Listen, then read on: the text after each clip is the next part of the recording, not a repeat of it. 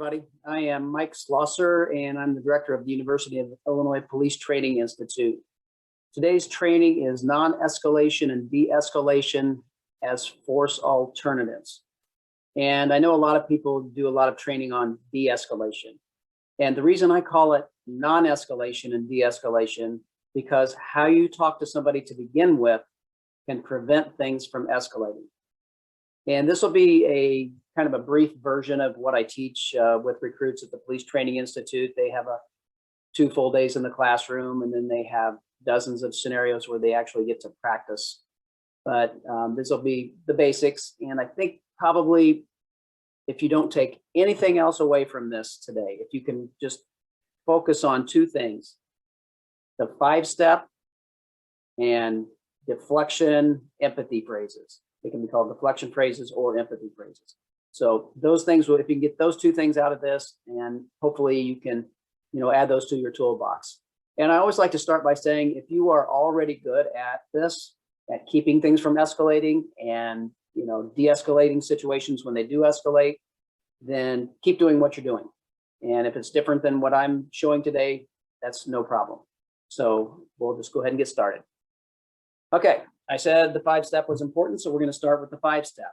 And just basically, here's what we're talking about. You're wanting somebody to comply. You're wanting somebody to do what you want them to do, right? So the first thing is we ask somebody to do something. But think about it. If you ask somebody to do something, the first thing they're thinking is, why do you want me to do that? So we need to combine those 2, right? We need to ask someone to do something and set context, explain why we want them to do that. And a lot of times officers get in a hurry, or they just demand that somebody does something. And then if they don't do it, and then things seem to escalate. I will say that the majority of all police officers are good at this, right? That's just, those aren't the ones you see in the news. So if I'm going to ask somebody to do something, they're wanting to know why I'm asking them that. So I'm going to take my time and explain it to them, and I might even answer some questions. I don't have to be in a hurry. Cops get in a hurry a lot of times. But if they still don't comply, then I'm going to present them options, okay? We'd rather give them options than threats. So if we think about it like this, no matter what I want them to do, no matter how awful it is for them, no matter how bad they don't want to do it, if they don't, there are usually almost always worse consequences. So when we present options, we present the good options, and we try to make this sound like, well, this isn't really that big of a deal. We're on your side. We're understanding, this is what we want for you. Unfortunately, if you don't go along with the program, this is what's going to happen. And I don't want to have to do that. And I'm sure you don't want that either. And then we go back to the good option. Right now, this is all we have. What do you say? Can you go along with the program? That doesn't always work. So we still want to make sure that, we've done everything we can explaining things and giving them options. But at some point, it's not working. Then it's time for us to move on. So we need to confirm that they're not going to comply. So we might make a comment like, sir or ma'am, is there anything I can say to gain your cooperation? I'd like to think so, because right now this is all we have, and I don't want it to get worse to that other option, right? So we just framing it that way, that we're on their side and they can kind of make that decision for themselves, is very helpful. However, if that doesn't work, and it might be time to act, and depending on the situation you're in, it might be, using force, it might be calling for backup, it might be disengaging, finding cover. So it can vary. And I'll just give you a really basic scenario that might explain this a little bit better. So let's say I make a traffic stop, and I've run the person in the computer in my squad, and I find out there's a warrant for their arrest for failure to appear in court on a traffic citation. And the bond is $2,500. They need to come up with 10%, $250. So the first thing I need to do, obviously, is, I need the person to step out of the car so I can place them under arrest. But if I ask somebody to step out of the car, the first thing they're thinking is, whoa, why do I need to step out of the car? They may or may not know that there's a warrant issued for them. So I'm going to, and again, I want to continue to minimize things. So I might say something like, sir, I'm going to have to ask you to step out of the car. And the reason I need you to step out of the car is I ran your name And what it sounds like is that you were issued a traffic ticket and you forgot to go to court. That happens. It happens sometimes. It happened to my son once. But what they do when you forget to go to court is they do issue a warrant. Okay, it's a minor warrant. They issue a warrant for your arrest. And so I am going to have to place you under arrest. So, sir, would you please step out of the car so we can get this taken care of today? And I mean, I get compliance. So then I have to come up with options. Person doesn't want to get arrested, but that's still the best option. And here's how it's the best option. There's always something worse.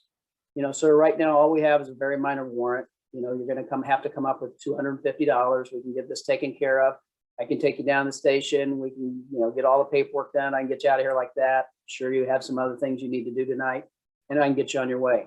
Unfortunately, if you don't step out of the car, then what's going to happen is, you know, you will have to be forced out of the car.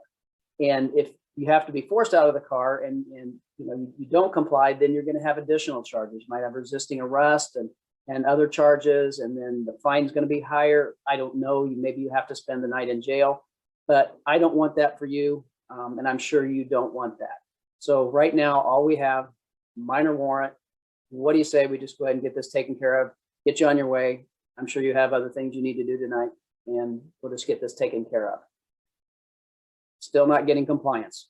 Well, sir, is there anything I can say to gain your cooperation? You know, I'd really like to think so, because right now, all we have is this very minor warrant for you, you know, probably forgetting to go to court, your court date. That happens. You know, I'd rather that than have to, you know, make an arrest and have these other charges. So is there anything I can say to gain your cooperation? And they say no. Well, at that point, I'm going to have to act. I might have backup there, or I might call for backup depending on the situation. But I am going to have to make the arrest. I am going to have to force the person out of the car, and they will get those additional charges. But if we can talk to people and show that we're on their side and show that, you know, these are good options and it makes it their choice, then we're more likely to gain compliance. And this can work in many different situations. So the goal is to generate voluntary compliance, cooperation, and even collaboration. So as long as you accomplish your goals, what they say doesn't really matter, right? I might be arresting somebody and, you know, they're saying, Schlosser, you short little bald MF and blah, blah, blah. You're just lucky you have that badge. I'd kick your, you know, blah, blah, blah. And they're turning around, they're putting their hands behind their back, and I'm just getting the cuffs on. And, you know, yeah, I'm sure you probably could. I appreciate your cooperation. May not sound like a cooperative person, but they are a cooperating person, right? They're doing what you're asking, you know, but what they're saying, we do have to listen to what they say though, right? If potential threats to us, then we have to be more attentive to that. We have to be have a little more readiness. And at the same time, you know, as long as you accomplish your goals, what they're saying doesn't really matter.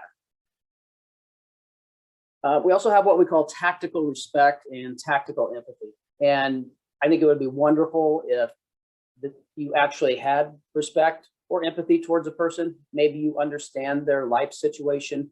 Maybe you understand that people have relationship problems and financial problems and drug problems and alcohol problems. And maybe you do have some empathy for the situation and how they ended up today where they were at in this certain situation that you have to deal with. That would be great. But a lot of times when you're on the street, people are yelling and cussing and threatening you and saying all kinds of stuff. You may not be feeling it, right? I'm not feeling that respect. I'm not feeling that empathy. So we have to think of it as a tactic, right? A tactic, just like, you know, a control holder, a takedown, or these are physical tactics. These here are verbal tactics, right? We're using our brain, we're using our words, and we are using tactics. So we are going to show respect. We are going to show empathy, and tone of voice is important, and what we say is important, but we're not going to take it personal, right? So we want to make sure that we display respect and display empathy even when we're not feeling it. Because when people feel disrespected, obviously it's going to increase their anger. And again, like the example I gave before in the previous slide, okay? Say what you want, do what I say. You can have the last word. I have the last act. And really, we're not feeling the empathy. We're not feeling the respect. It's more deception, and we're getting away with it. So like Sun Tzu said, all warfare is based on deception. We should take advantage of that. It's nothing personal, right? He keep your cool. I'm going to show you a video here of an officer who really did a good job of keeping his cool and did not take anything personal. Are you fucking proud to come to work every day knowing that you're fucking raping the fucking people, taking their fucking money away?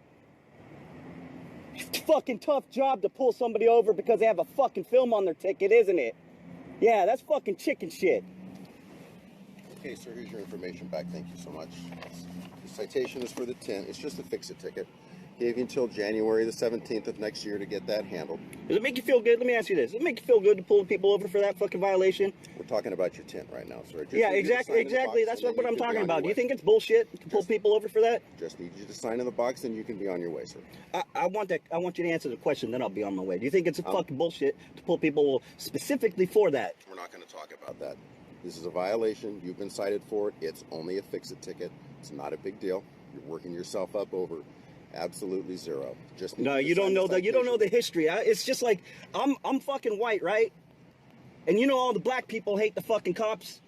Go to fucking Oakland and work and see how it is. You don't run into people like me. You said I'm the hottest person that you came across in 30 years. How do you think those people in Oakland feel? Huh? You gonna sign they get pulled over. Yeah, I'm gonna fucking sign it, but I'm gonna fucking give you my lecture. Cause you fucking police gave me a lecture in my last citation. So you give one, I give one. Here's my lecture. Get a real fucking job. Go work in a fucking city and do something good for the public. This isn't fucking improving a goddamn thing except for creating more of a divide. Thank you, sir. Would you sign your citation? Yeah, I will. Here you go. And be looking out for this on pvids.com. The P stands for pigs. Yeah, safe day, sir. Now, obviously, that officer showed great respect, even though he probably wasn't exactly feeling it. So it was tactical respect, right? And something else we have to keep in mind is that sometimes we have to allow people to save face, right? When we're interacting with somebody and they're around their friends on the street or they're around their family and they know they're going to go to jail, and they still need to show that they're strong and they need to show that they're tough and they're a bad dude or whatever. So a lot of times that's when you will get those people that will cooperate, but be saying those things I mentioned earlier, you know, saying personal things about you, cussing at you, yelling at you, threatening you while they're doing everything you ask of them, every single thing you ask of them. And so I think it's important to allow people to save face. And if you think about it, Sun Tzu said, to a surrounded enemy, you must leave a way to escape. So if I had a smaller army, or a larger army, and I had trapped a smaller army, right? There's no way out for them. How hard are they going to fight? They're going to fight really hard. There's no escape. There's no way out. Allowing people to save face is a verbal way of leaving them that way, right? It's a verbal way to allow them to get that escape, leaving them that option.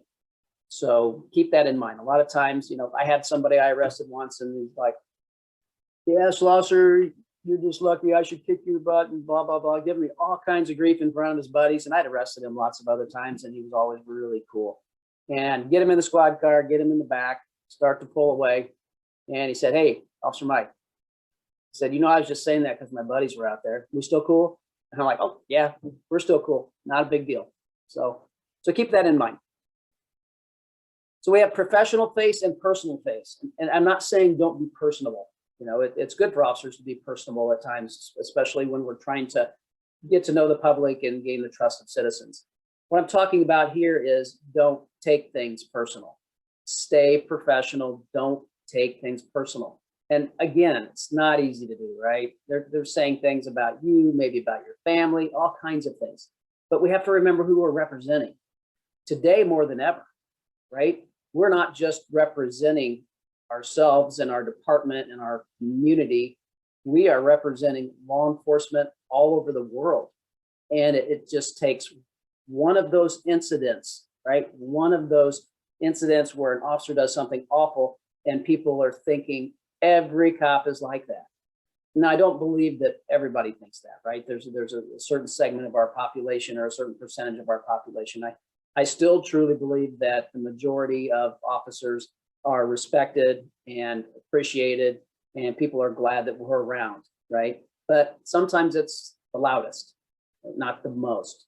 And the things that make the news are the bad things. It doesn't make the news when two officers go into a violent domestic or disturbance and the person cooperates, which happens almost all the time.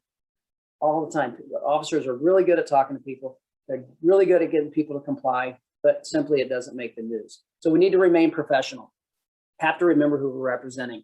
So we need to avoid using language that expresses our personal feelings. And a lot of times that's getting mad back, yelling back, cussing at them, and everything's recorded these days. And that just makes us look so unprofessional, right? And then there's the other way to use your language that expresses your personal feelings. And that is where officers might say things that are just kind of like a smart aleck, witty comment that's going to get that person riled up. And we have to remember, don't take it personal. They're not really angry with you. They may not even really know you. That they're angry at themselves. They're angry at the situation. They're angry at what happened before you got there. They're angry, but they're going to take it out on you. But we can stay professional because we know, even though they sound like they're angry at us, they're not. Okay, they're angry, but it's not at us. They're just taking it out on us. So there's no reason for us to take it personal. And I realize that's not always easy. So a little saying I learned from Verbal Judo's Dr. George Thompson, who was one of my first mentors years ago. He had a little saying that said, if it feels good, don't say it. And I know that cops say those smart aleck feel good things often, and it's hard not to do because we're so clever, right? I get it. But everything is being recorded, and it can make things escalate. It can make the person angrier. It makes our job harder. So we really need to work on staying professional and saying professional things, right? Using professional language. And we have to remain under control and control our emotions. And I really think that the majority of cops can do that. It's like I do this every day. People yell at me every day. I get it. People get angry. This is like, you're just kind of like, well, whatever. This is what I do, and you get used to it. But sometimes that's not always easy, and some officers are better at it than others. But truly, if we wish to control others, we must first control ourselves and control our emotions, and that's Musashi.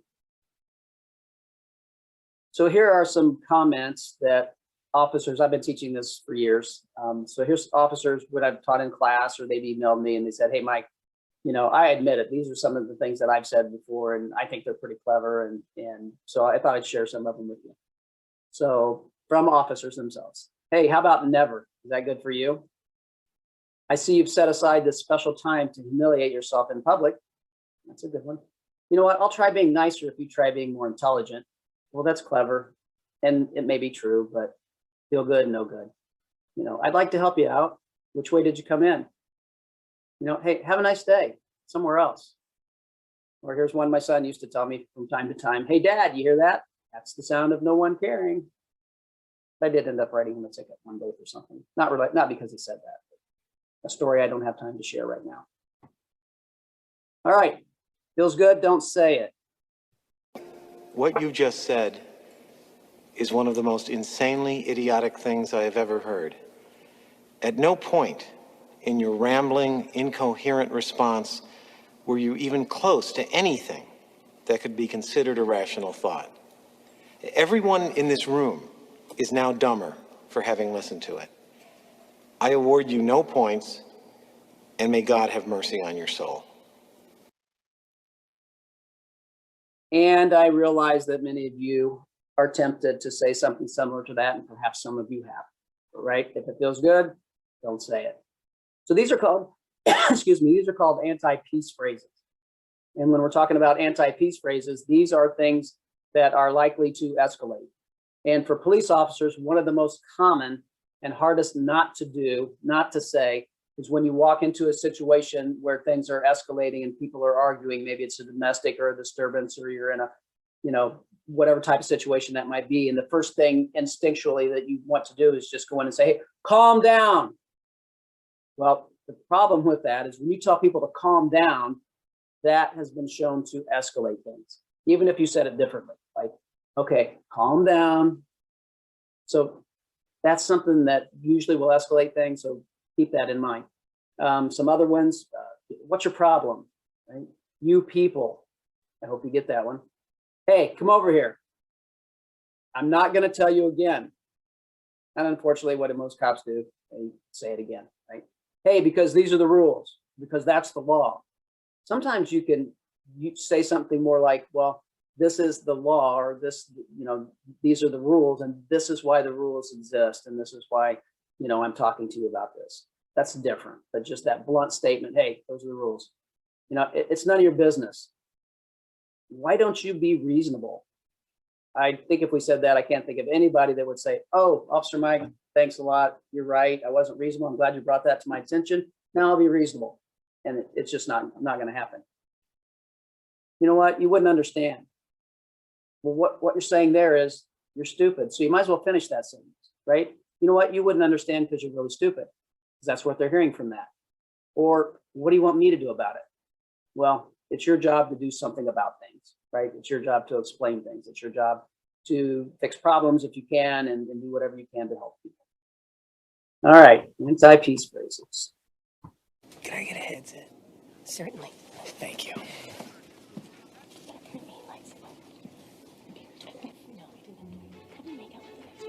Oh, you are disgusting. Oh my God, it's disgusting. Yeah. Miss? I'll be right there, sir. Where's your headset? She's busy right now, but it's coming. For crying out loud, you're missing important plot points. Ma'am? Could you give me a second, sir?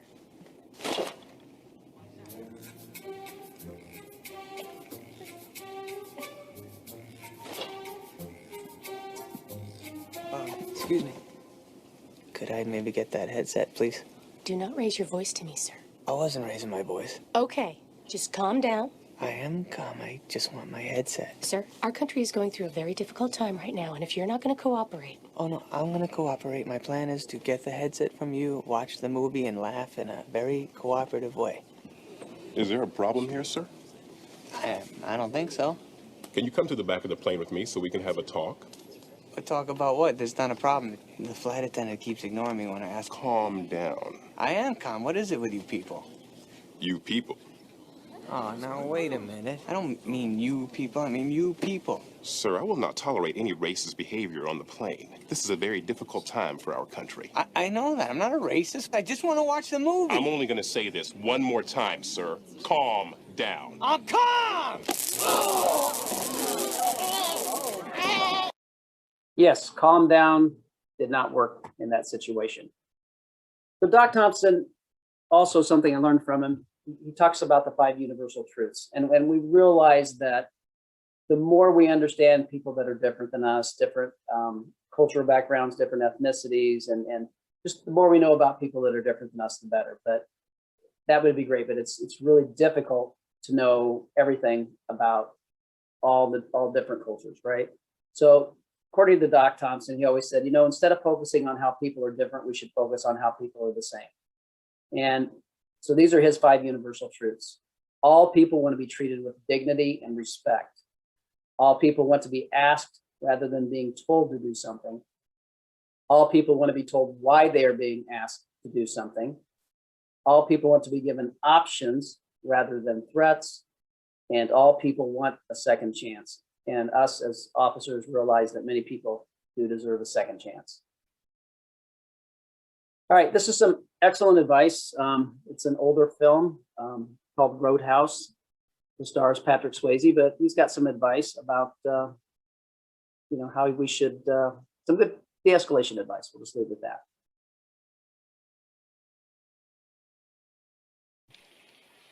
This is a new double deuce.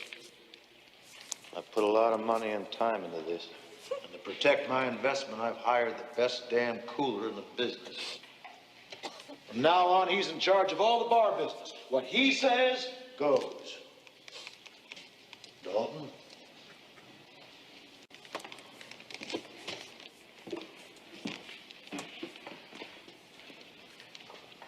Morgan, you're out of here. What the fuck you talking about? You don't have the right temperament for the trade.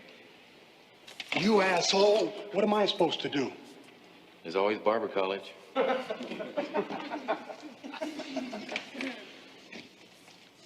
You're a dead man.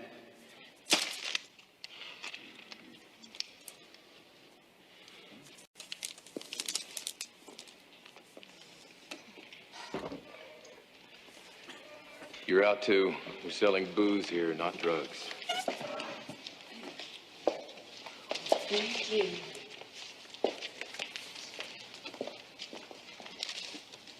Anybody else here dealing? I'm telling you straight. It's my way or the highway.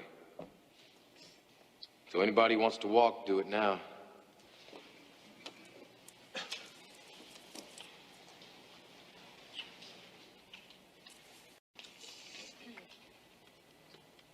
All right. People who really want to have a good time won't come to a slaughterhouse. And we've got entirely too many troublemakers here. Too many 40-year-old adolescents, felons, power drinkers, and trustees of modern chemistry. It's going to change. Man, that sure sounds good. But a lot of the guys who come in here, we can't handle one-on-one. Even two-on-one. Don't worry about it. All you have to do is follow 3 simple rules. 1, never underestimate your opponent. Expect the unexpected. 2, take it outside. Never start anything inside the bar unless it's absolutely necessary. And 3, be nice. Come on. If somebody gets in your face and calls you a cocksucker, I want you to be nice. Okay. Ask him to walk, but be nice. If he won't walk, walk him, but be nice. If you can't walk him, one of the others will help you, and you'll both be nice. I want you to remember that it's a job. It's nothing personal. Uh-huh. Being called a cocksucker isn't personal? No. It's 2 nouns combined to elicit a prescribed response. I wonder if somebody calls my mama a whore. Is she? I want you to be nice until it's time to not be nice.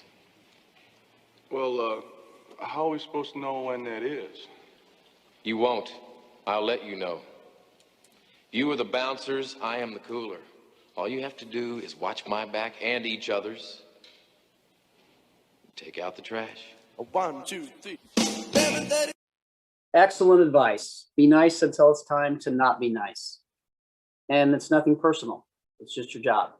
So I thought that was excellent advice from Patrick Swayze in Roadhouse. Okay, so when I first started this, I said 5 steps are really important, and also deflection or empathy phrases. So empathy phrases and deflection phrases are important because they can actually keep you from saying those things you shouldn't say, but it also shows that respect and shows that empathy by saying certain words. Like, you can start your sentence with somebody's upset. You know, I can appreciate what you're saying, right? I understand how you feel. I understand that. You know, I can appreciate that.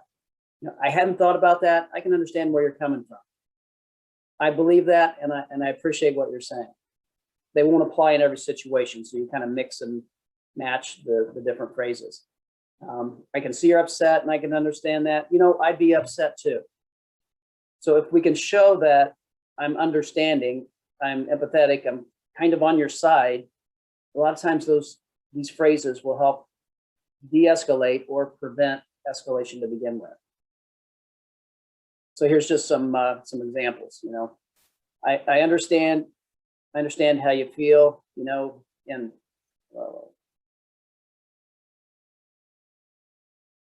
hopefully that can be edited with my little boxes in the way.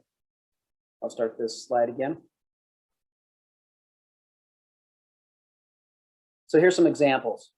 I understand how you feel, but in order to help you, and I do want to help you, right? Tone of voice important. You want to sound empathetic. You want to sound respectful. You want to sound on their side. I understand that, but in order to resolve the situation, I think the best route to take is, I hadn't thought about that, and I can understand where you're coming from. I'll bring that up to my sergeant, but let's see what I can do for you today. I'd like to be able to assist you now rather than waiting. This idea was sent to me from a sergeant. I can see you're upset, and I can understand that, but I'm here to help you. So if we can start off like that, showing that we can understand or appreciate the situation they're in, and somebody might say, no, you don't understand what I'm saying. It's like, no, you're probably right. I don't understand, but I'd like to try to understand. Well, it's also important to be an active listener. So regardless of somebody yelling and cussing, and between all that yelling and cussing, they might be giving you information where you can kind of get an understanding of what their issue is, so that you're able to actually paraphrase back to try to get a conversation going. But the truth is, it's inherent for people not to be good listeners. Most people are just waiting to talk. And you can test that when you're sitting around with your friends. And as soon as you come up with that more brilliant thing to add to the conversation, you're ready to, not only you're ready to bring that in, you might interrupt, but you've stopped listening. So it takes practice to be an active listener, right? If you hear what they're saying, got a much better chance of helping them find a solution and paraphrasing back with them, and and actually interrupt them by showing that understanding and paraphrasing back. So for example, if I have kind of that person that is just talking nonstop and I can't get a word in, sometimes you want to let them vent for a while, but eventually you need to talk. So then we're going to make it all about them. How do we make it all about them? We tell them what we think their issue is. So they'll stop and listen to see if we really do know what their issue is. I can see you're upset, but I just want to make sure I understand what you're telling me. What you're telling me is, and then they're thinking, oh, okay, I want to see if you do know. So I'm going to listen. And of course, words don't work all the time. We know that. I want to make sure I understand you. Okay, let me make sure I understand you. Let me make sure I get this right. Something like that. I just want to make sure I get this right. This is important. What you're upset about or what you're saying, those kinds of things might have a chance to interrupt them and start that dialogue. Dr. Thompson always used the term showtime. Okay, we know that when we're at work, we have to be mentally prepared. We have to be physically prepared. We have to have the right mindset. And so showtime is a term used to mentally prepare the officer, this tactical mindset. Remember, the mind and the words are tactics, just as there are physical tactics. For the task at hand, it reminds the officer to use only his or her professional face and use words that will generate voluntary compliance. So kind of like what Sun Tzu says, to fight and conquer in all our battles is not the supreme excellence. Supreme excellence consists in breaking the enemy's resistance without fighting. We also have what's called safer violations, and these are all pretty common sense, so I won't spend much time on them, but there's times where, regardless of if you haven't even started your 5-step, or you're in your 5-step and you need to go ahead and act, right? I'm not going to go through my 5-step if somebody's on top of me, top mounted, punching me in the face, say, sir, I'm going to ask you to stop punching me in the face. The reason it is because it really hurts. We have some options here, and that's very obvious. So just use your common sense, right? So safer violations, it's an acronym for security. When others are in imminent jeopardy or whenever property under your control is threatened, you need to act. Whenever your personal danger zone is violated or you're actually being attacked, it's time to act. Whenever a person unlawfully flees, it's time to act. And excessive repetition, no voluntary compliance, and you've exhausted all verbal options. Sooner or later, you have to act. You can't just keep talking forever. And then there's revised priorities. Whenever a matter of higher priority requires your immediate attention, you're going to need to act. When it's time to act, act.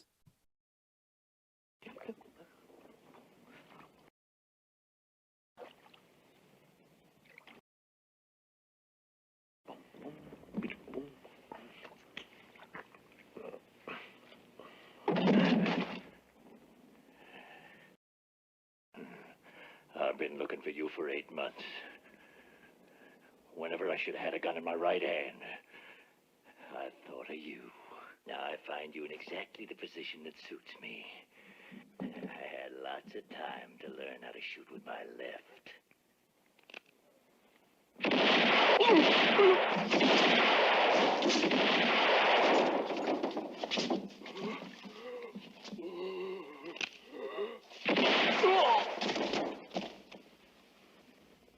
you have to shoot, shoot, don't talk.